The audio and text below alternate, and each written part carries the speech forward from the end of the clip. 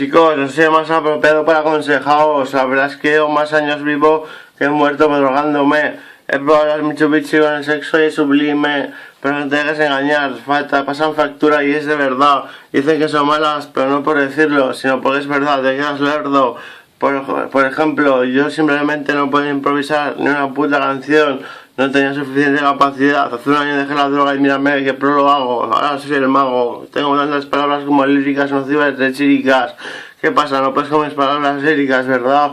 Te atizo con mi látigo de seda si me apetece. Simplemente no soy muy que te pensé en mis 13. Llámame a ver si me crece.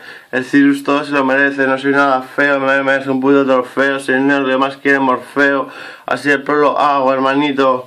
¿Qué pasa, su primito? Aquí estoy yo exprimiendo el coito. Aquí yo, que soy el auténtico, fantástico, cantando de la Santa María, que es el puto jefe, quien lo diría, el puto amo, reclamo, roca, escama, sucha, los hace con la fama, así el pro lo hago porque lo pago.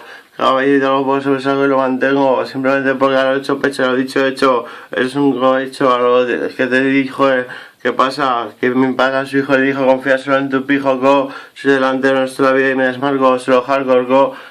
Sí, el que tuve igual para la vejez se va a tirar conmigo al duelo tal vez, pero si gana la pez, me veré un ajedrez, soy el yo que ganó el rey con ajedrez.